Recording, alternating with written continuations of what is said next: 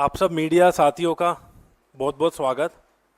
आज हमारे साथ हमारे एनएसवाई के इंचार्ज कन्हैया कुमार जी, हमारे एआईसीसी के मीडिया सहयोगी विनीत पुनिया जी, और आज हमारी ये प्रेस कॉन्फ्रेंस जो नीट के पेपर लीक की घटना हमारे सामने है, जिससे लाखों करोड़ों छात्र प्रभावित हैं। आप लोग सब सोशल मीडिया के माध्यम से और तमाम हम लोगों ने भी न्यूज़ कटिंग के माध्यम से जो छात्रों ने हमसे संपर्क भी करा, कुछ आप गंभीर वीडियोस भी देख रहे होंगे कि बच्चों ने सुसाइड केसेस तक सामने आ गए कई दिनों की इस घटना के सामने। और सरकार ने चुप्पी साधी हुई है इस घटना पर। और ख़ास तौर पर जो एनटीए है, एनटीए बार बार शक के घेरे में आती है कि जो भी एग्ज़ाम कंडक्ट कराती है या तो उसकी पेपर लीक की घटना सामने आ जाती है, या फिर किस तरीके से जो नीट के इस बार आंकड़े आप लोगों के सामने आए हैं कि जो स्कोर संभव नहीं था वो भी छात्रों का स्कोर आप लोगों के सामने आया है। तो इन सब चीज़ों को लेकर हमारी ये प्रेस कॉन्फ्रेंस है। तो मैं ये बोलना चाहूँगा कि बार बार एनटीए शक के घेरे में है, उसके बावजूद आप देखेंगे कि इस तरीके से शिक्षा का जो सरकार निजीकरण करती है उसके आज आपके सामने ये सामने उदाहरण नज़र आ रहे हैं कि उसी के कारण ये बार बार जो एग्ज़ाम्स कंडक्ट होते हैं उनमें धांधली पाई जाती है। और जब ये नीट का एग्ज़ाम हुआ था उस समय भी कुछ खबरें सामने आई थी कि सरकार ने गिरफ्तारियां भी करी हैं, बिहार में भी गिरफ्तारियां हुई थी कि पेपर लीक की घटना भी इसके सामने आ रही थी। सरकार चुप थी, एनटीए चुप थी, चेयरमैन का कोई बयान नहीं आया इसमें एनटीए का। और आज जब ये रिजल्ट आना था 10 दिन बाद, तो 10 दिन पहले ऐसी क्या जल्दबाजी थी कि 10 दिन पहले ये जो परिणाम थे उनको निकालने की जल्दबाजी थी। दूसरा, कभी भी अगर नीट का कोई रिजल्ट आता है तो एक दिन पहले छात्रों को या पेरेंट्स को मैसेज के माध्यम से या मीडिया के माध्यम से ये निकाला जाता है कि नीट का रिजल्ट आ रहा है। लेकिन ये पहली बार ऐसा हो रहा है कि जब रिजल्ट निकला तो ना तो उन बच्चों को पता था कि रिजल्ट आ रहा है और ना ही उन पेरेंट्स को पता था, ना आम किसी इंसान को पता था कि रिजल्ट निकल रहा है। तो ऐसी क्या जल्दबाजी थी कि रिजल्ट इतनी जल्दी निकालना पड़ा। तो कहीं ना कहीं जो आंकड़े भी हैं वो भी शक के घेरे में हैं। और हमारे इंचार्ज भी हमारे साथ बैठे हैं, पूरी कांग्रेस पार्टी और एनएसयूआई ये मुझे डिमांड भी करती है कि कहीं ना कहीं कुछ तो इसमें धांधली है, तो इसकी जांच हो। अब मैं हमारे इंचार्ज कन्हैया कुमार जी से भी बोलूंगा, विनीत जी से भी, कि वो अपनी बात रखें, फिर हम इसको आगे।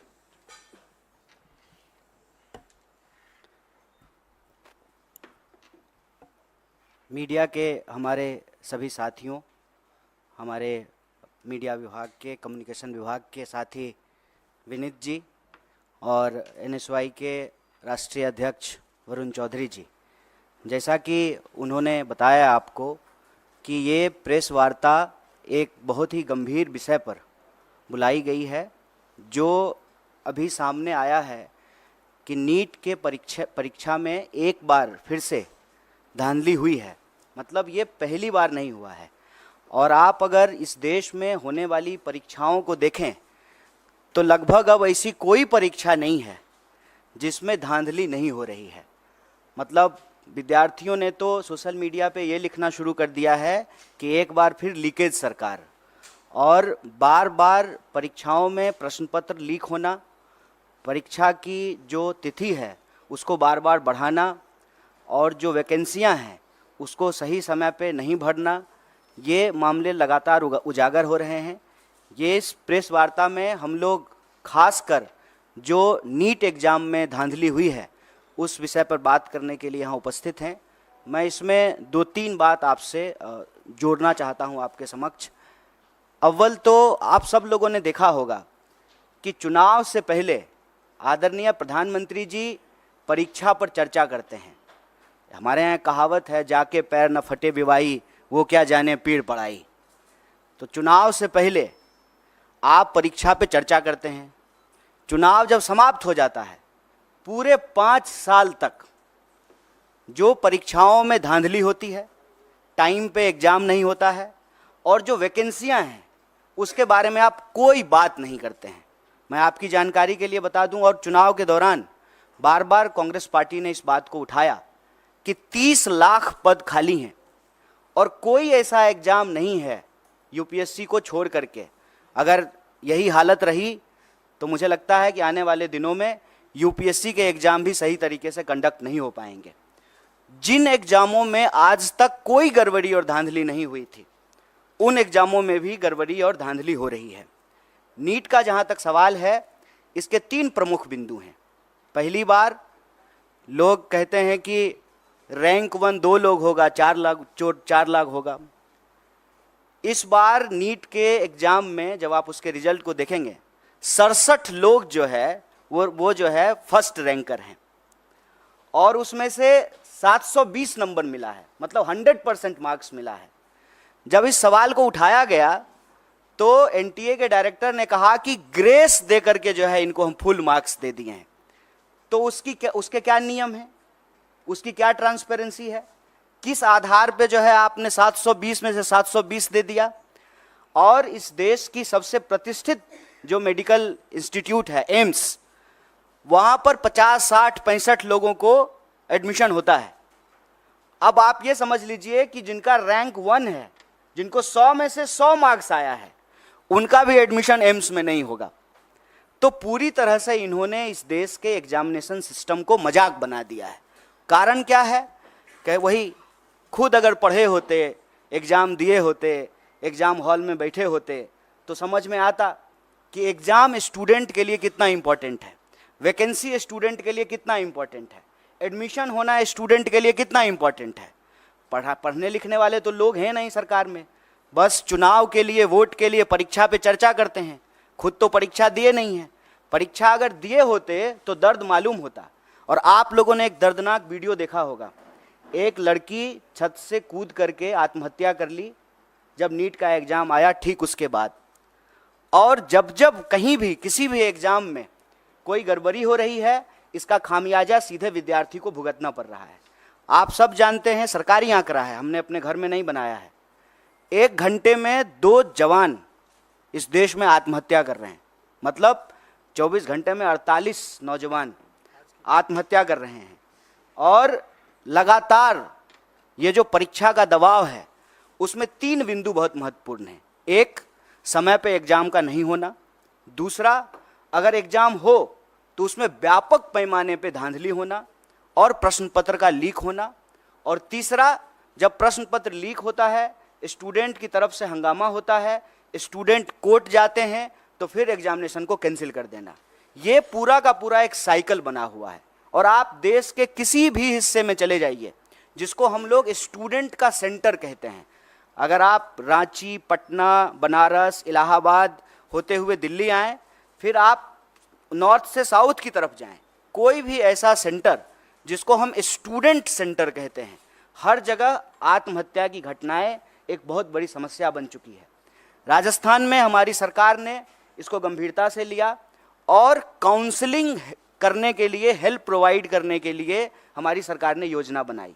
और आप सब ने देखा होगा, इस बार के भी न्याय पत्र में हम भर्ती विधान लेकर के आए हैं।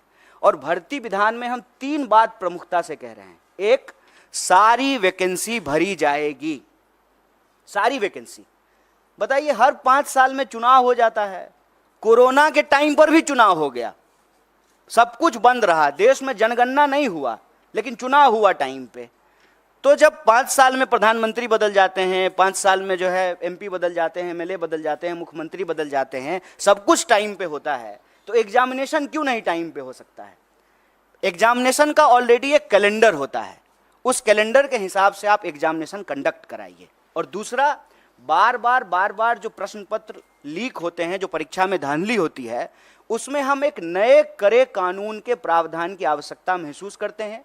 और हमने भर्ती विधान में ये रखा कि जब हमारी सरकार आएगी तो हम प्रश्न पत्र लीक करने वाले लोगों पर कड़ी कार्रवाई करेंगे। क्योंकि ऐसा देखने को मिला है कि जो लोग शिक्षा माफिया हैं, उनका सरकार से सीधे साठगांठ है। वो नेताओं से मिले हुए हैं, नेताओं से मिल करके जो है वो पूरा का पूरा जो है बच्चों के भविष्य से खिलवाड़ करते हैं। तो उसके लिए कड़े कानून की आवश्यकता है। मैं आपके लिए एक बात और जानकारी साझा कर दूं कि तेलंगाना में एक बहुत बड़ा मुद्दा बना, और जब तेलंगाना में चुनाव हुए तो हमारी पार्टी ने ये कमिट किया कि हम एग्जामिनेशन कैलेंडर लाएंगे, हम जो है नए आयोग का गठन करेंगे, समय पे जो है एग्जाम कंडक्ट कराएंगे, और कोई भी गड़बड़ी करने वाले किसी भी नौकरशाही के ऊपर, किसी भी जो है कर्मचारी के ऊपर कड़ी कार्रवाई करेंगे। मुझे लगता है कि सरकार को ये कदम उठाना चाहिए। सिर्फ जो है बयानबाजी से, बतौलेबाजी से काम नहीं होगा। ये देश के भविष्य का सवाल है, ये बच्चों के भविष्य का सवाल है। और नेट को लेकर के, नीट को लेकर के, देश के अंदर होने वाले किसी भी एग्जाम को लेकर के कांग्रेस पार्टी ने, हमारे राष्ट्रीय अध्यक्ष ने कहा है कि सुप्रीम कोर्ट की निगरानी में इसकी एक उच्च स्तरीय जांच हो और अगर आवश्यकता पड़े, गड़बड़ियां इस लेवल पे अगर पाई जाए तो इसको एग्जामिनेशन को रिकंडक्ट कराया जाए। अगर जो लोग कंप्लेन लेकर के गए और कुछ लोगों का नंबर जो है 720 में से 720 कर दिया गया, तो बाकी लोग जो भी कंप्लेन कर रहे हैं उसकी भी सुनवाई होना चाहिए, उसका रिड्रेसल होना चाहिए।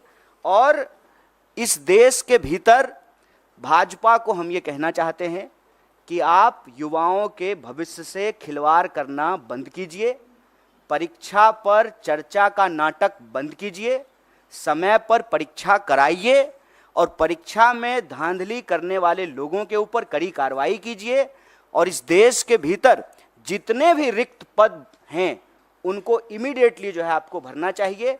और यह जो आपकी ध्यान भटकाओ योजना है, मैं कहता हूं कि देश की संस्थाओं को सरकार से अच्छी चीजें सीखनी चाहिए।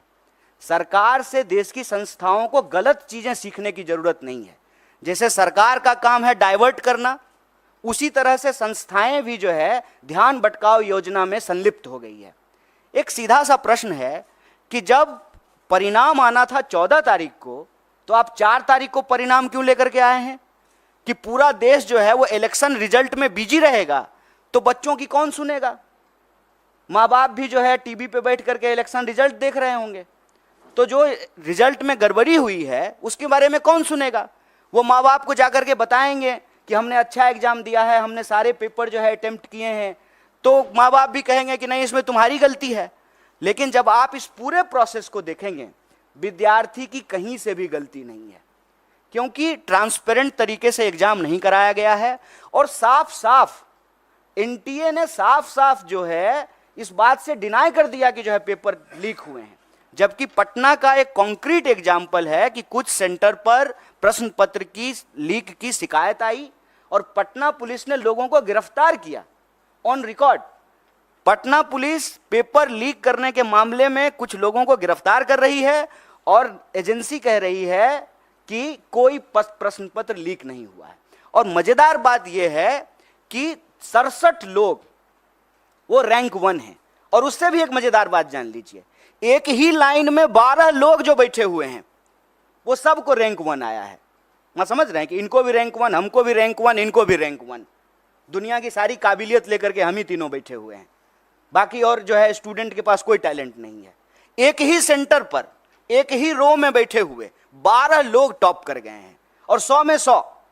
हम किसी की योग्यता पे सवाल नहीं उठा रहे हैं, लेकिन जो एनटीए है उसकी योग्यता पे जरूर सवाल उठा रहे हैं, सरकार की मंशा पे सवाल उठा रहे हैं और सीधा सीधा ये मांग कर रहे हैं कि आप देश के बच्चों के भविष्य से खेलना बंद कीजिए, युवाओं के भविष्य से खेलना बंद कीजिए, समय पर एग्जाम कराइए, धांधली को रोकने के लिए, पेपर लीक को रोकने के लिए कड़ा कानून बनाइए।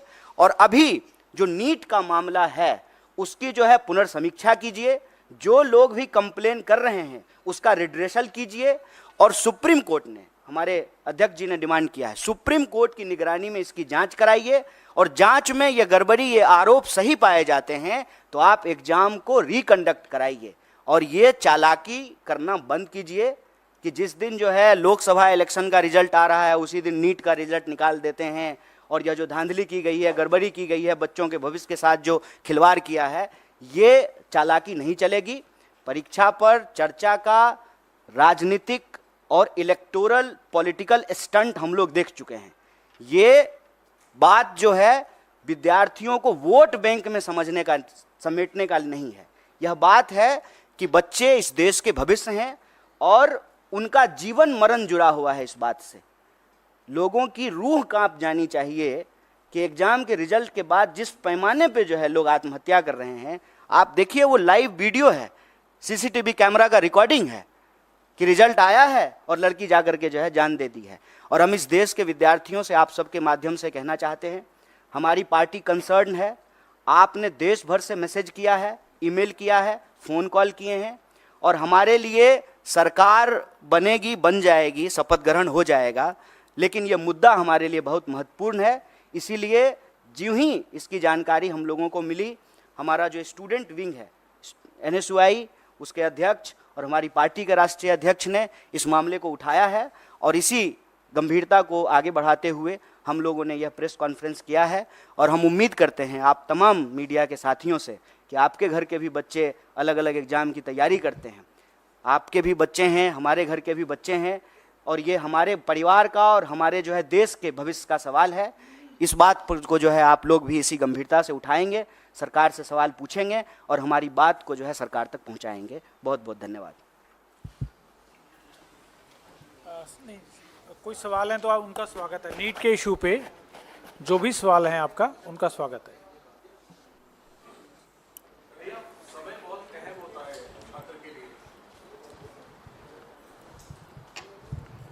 समय बहुत अहम होता है छात्रों के लिए और खासतौर पे उनके लिए जो प्रभावित हैं। जिस तरीके से गंभीर सवाल उठ रहे हैं, आप लोगों ने भी उठाया है, तो सुप्रीम कोर्ट मॉनिटर्ड जांच की मांग आपने की है। क्या कोई टाइमलाइन आप लोग अपनी तरफ से चाहते हैं कि इतने दिनों में ये जांच पूरी हो और इसको लेकर के स्थिति स्पष्ट हो? अगर दोबारा परीक्षा करवानी होगी तो उसमें भी काफी समय लगेगा, इस पर आप कुछ कहना चाहेंगे? जैसा कि आप पढ़े लिखे आदमी हैं, खुद ही एग्ज़ाम दिए हैं, तो आपको तो मालूम है।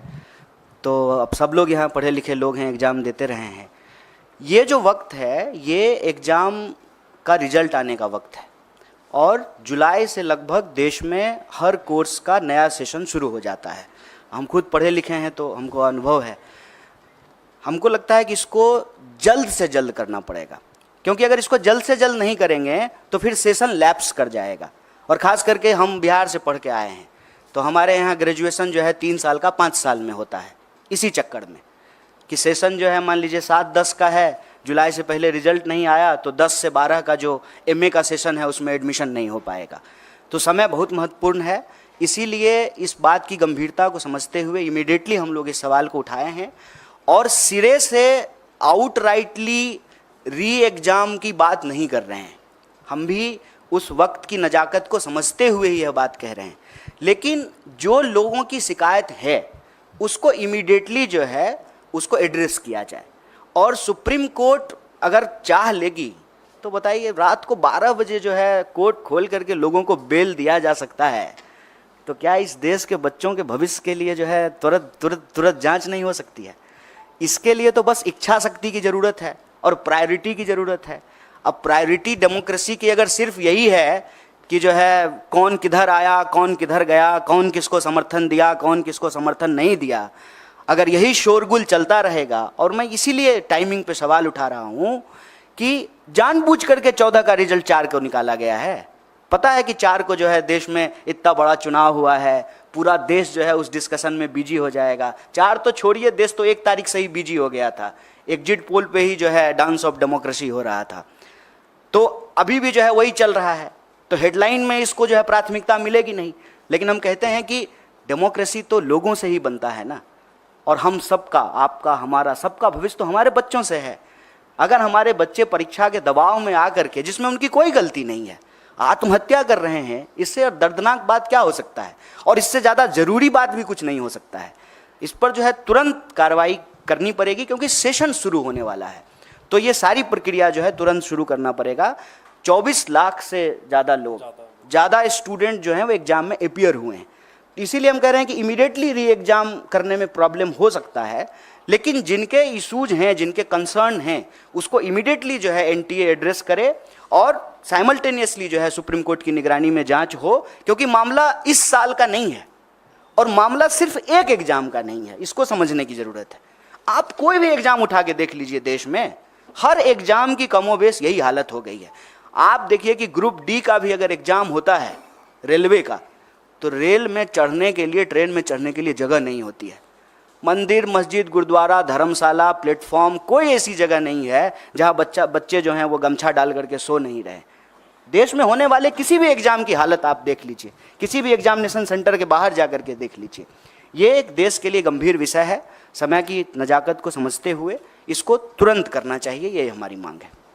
सर मेरे एक सवाल है कि आप लोगों ने प्रॉमिस किया था अपने मैनिफेस्टो में कि आप लोग इसके अगेंस्ट जो है स्ट्रिक्ट एक्शन लेंगे, लॉ भी बनाया जाएगा, लेकिन लेकिन क्योंकि अब इंडिया ब्लॉक की सरकार नहीं आएगी है, तो क्या आप लोग किस तरीके से एनडीए पर इस बात का दबाव डालेंगे? क्या आप सड़कों पर जाएंगे या फिर कोर्ट में आप लोगों की तरफ से भी इसकी कोई अपील की जाएगी? देखिए, एक अव्वल तो ये जान लीजिए कि विद्यार्थी इस देश के किसी राजनीतिक पार्टी या राजनीतिक दल के मोहताज नहीं हैं।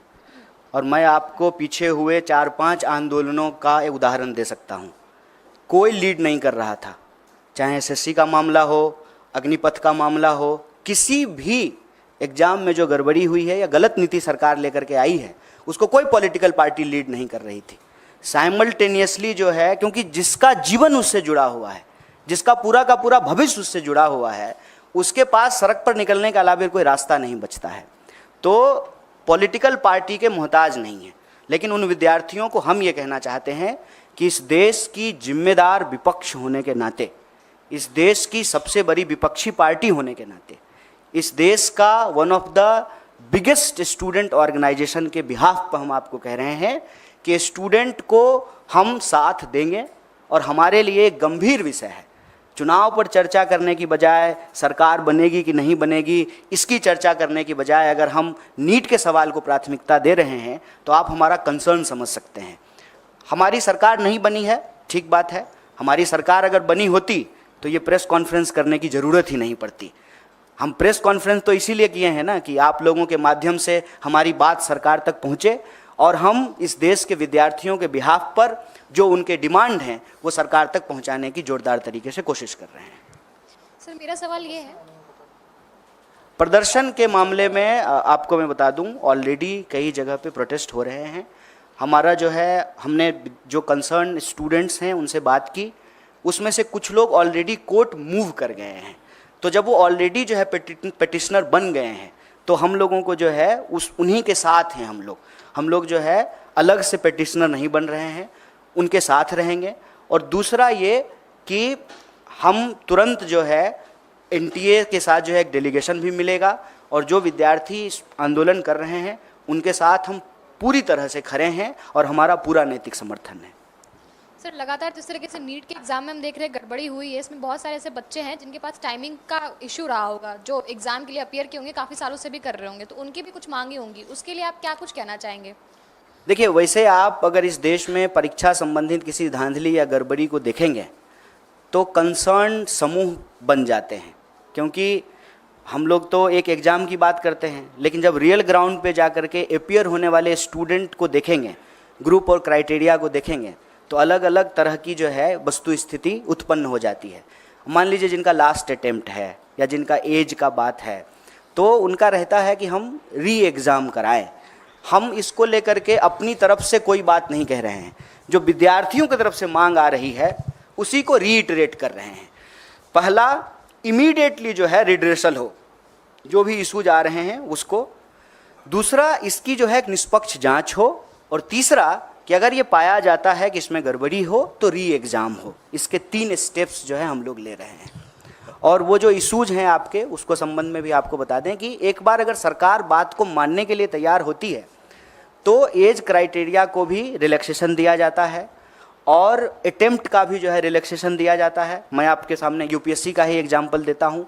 जब सीसेट लागू किया गया था उस वक्त कांग्रेस पार्टी की ही सरकार थी, उसकी वजह से जो है ये प्रॉब्लम क्रिएट हुआ था और फिर सरकार ने जो है अटेम्प्ट का और एज का रिलैक्सेशन दिया था। सरकार ही तो हर नियम कानून बनाती है ना। सरकार अगर कंसर्न है विद्यार्थियों के भविष्य को लेकर के तो वो जो है अटेम्प्ट का भी रिलैक्सेशन दे सकती है, एज का भी रिलैक्सेशन दे सकती है। कन्हैया जी, टीडीपी ने कहा है कि मुस्लिम आरक्षण जारी रहेगा। चुनाव में आपने देखा होगा कि इसको अभी किस तरीके से नीट पे बात कर लेते हैं।